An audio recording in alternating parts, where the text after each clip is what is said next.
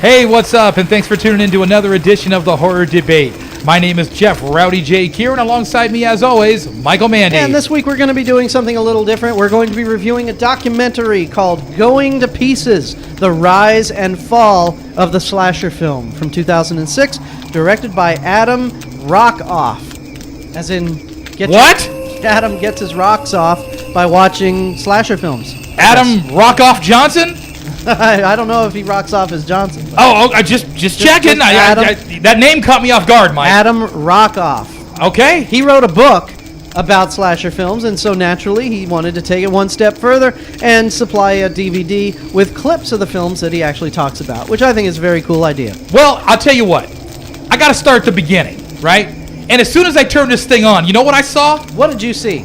I saw that freaking scene from Sleepaway Camp, once again burned and etched into my memory forever. It's like refreshed now. And I haven't slept in a whole 2 nights. See, so everybody now has to go and listen to our debate on Sleepaway Camp. Oh my goodness, Mike! That scene. If you I don't care who you are, that scene will bug you. I mean, that is just the freakiest look, the nakedness. Maleness, it's supposed to be a chick, not a guy, and the look on the face is ridiculous. I can't stand it, Mike. I'm never watching it again. And the mouth wide open. I'm never watching it again. Number one, the dude was too hairy. Okay, number two, I wasn't expecting all that. You have to go listen to the Sleepaway Camp debate. I'm going to sneak over onto your computer and make that your desktop. I explained the whole thing, the whole mental breakdown I had after seeing that, because I woke up from a slumber to that scene. Yep. To make a long story short, and I'll never forget that night. For the long story, go listen to our debate on the Sleepaway Camp. Oh, a long story. Unbelievable. But this film, Mike, I'll tell you what. Okay. This is worthy of a watch, and I'm telling you why. Because even if you were never a fan of the slasher thing, and you're just kind of getting into it now, or you're too young to remember the wonderful 80s, right? Yeah, the 80s were good. And even before that, they talked about some 70s flicks in there, right? Yeah. Or if you were a fan and you kind of jumped out of it when things started to get slapped with the stupid stick around like 84, 85. And then you went out and got married and had kids, and now you've got time on your hands once again. It's like, wow, what did I miss? And now you want to go back and kind of get a refresher. This is a good place to start. Yeah. And if you think you saw all the good slasher films back between 1979 and 1984, odds are you didn't. Go to the Internet Movie Database. I didn't. Yeah, I went to the Internet Movie Database and I got the list of all the film clips they used, and I was like, okay, I got that one, that. Oh, wait, I don't have that one. Netflix.com. Yeah, okay, that's what I did. Yeah, I ordered the films that I didn't have. That's right. So I'm sitting there, and I saw a few scenes, and I was like, whoa, that was a cool kill. And then I'm like, but I've never seen that before. What flick is that, Very cool way to discover, let's just cut to the chase, right? Let's see the kills, right? Yeah. And then I'll deem it worthy of watching it, right? Yeah. So, and they talked a lot about Maniac, which is a film that kind of is in my heart forever, because that was the one film that we were not allowed to watch as kids. My mother saw part of it, and she said, "You ain't watching it." And I said, "Oh, yeah?" And then me and my buddy sat down, and we watched part of it, and we looked at each other. When he started taking that chick's scalp off, we were like, okay, now I kind of see why she said we ain't watching it. I saw that in the drive-ins back in 78, 79. Oh, man, that movie's brutal. The shotgun scene in there is worth the whole thing. Okay, the shotgun blast through the head worth the whole thing. The movie that I got dragged out of was Coming Home with Jane Fonda and John Voight. When he goes down on her and he starts eating... that's it. We're getting out of here. Dad, I'm missing the movie. Here's some quarters. Go play the pinball machine. Well, I'll tell you what. Like I said, if you're at this site and you watch these type of movies, horror movies, not the not the John Voight, porn flicks. No, we're talking about the horror films. Slasher films. Check this out.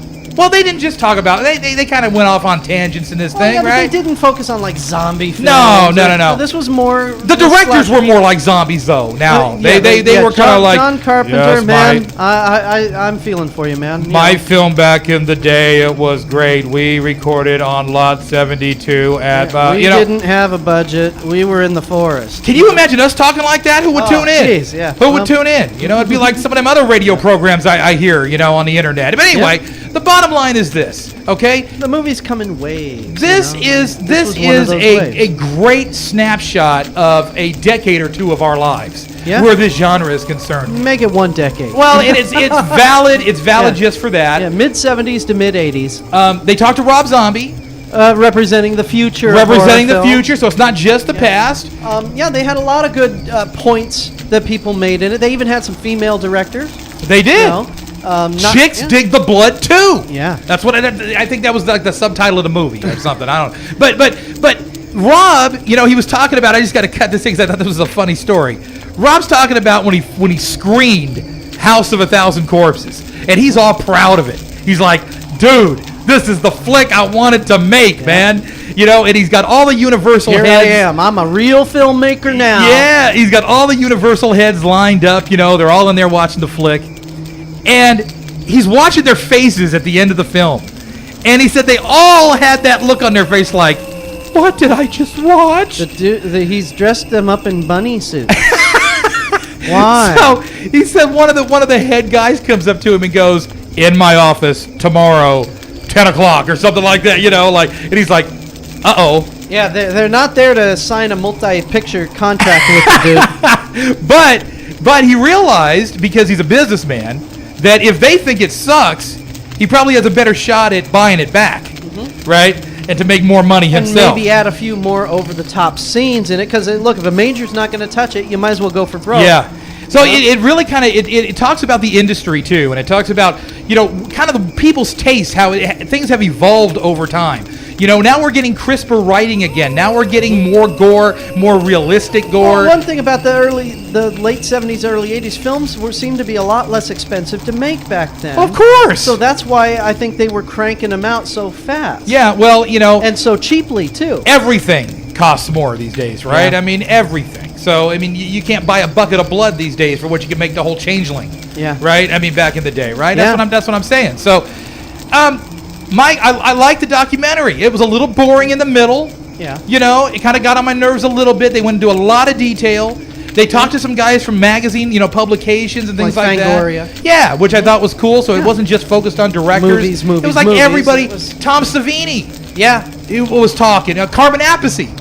He was talking. Tom Savini. Right. He was talking in there. They got a lot of different perspectives. And he was talking about, of course, more the effects portion of it, and also where he acted a little bit in certain flicks like Dawn of the Dead and stuff like that.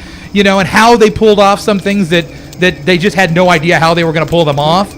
And it worked. Savini's a genius, right? I mean, so I guess the bottom line is, did this documentary give you, when it was over, did you feel like you... I felt warm and fluffy. Okay, so you didn't feel like, but what about this or what about that? They answered pretty much all your questions. You know what? I didn't have any questions really going in. I enjoyed hearing it and not having to read it. You know what I mean? I enjoyed.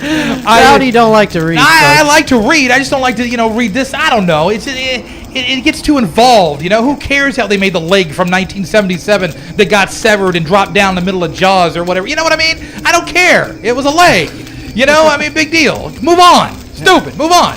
But anyway. Actually, it was a head. Well, what? No, it was a leg. There was a leg in Jaws that floats to the bottom. I thought you meant when they was on the bottom and they turned. No, listen to what I'm telling you. Now, anyway, but the bottom line is yes, this is worthy of your time. It's kind of weird to rate this in a star rating, but I'm going to go ahead and do it. I'm going to give it 4 stars. Yeah, it's a for doing what it was billed to do. Yeah. Unlike the 8 Films to Die For, which didn't do anything that they were billed to do, right? This movie set up a premise, and it not only supplied what we expected it to supply, but then it said, by the way, here's a bunch of other films you probably haven't seen to give us something to go on after the movie's over. And that was the best part for me, is just discovering new things, new to me things. You know what I mean? Mm-hmm. So like The Burning. I mean, gee, who saw that? I had that once. But you got something. Cream cured it. Yeah, but that's all right. Anyway, 4 stars, Mike. Yeah, it's a good 4-star film. Yeah. Check it out. It's only available on DVD. Yeah, and the poster's pretty cool too. It's got that bloody little knife hanging, a pocket knife, and it's all bloody on I thought it looked like an axe. But yeah, from a distance it I looks look like at an it axe. further, and now I see what you're talking about. Yeah. All right, going to pieces. Going to blah, pieces. yeah, going to pieces. If you walk up to Blockbuster and you say that exact thing, I want going to pieces, they're going to say, no, the porn shop's down there. That's it. Going to pieces. All right. Very good. The Rise and Fall of the Slasher film from 2006. Check it out. Absolutely. I'm Michael Mandy. He's Rowdy Jeff. We'll talk to you next week at the Horror Debate.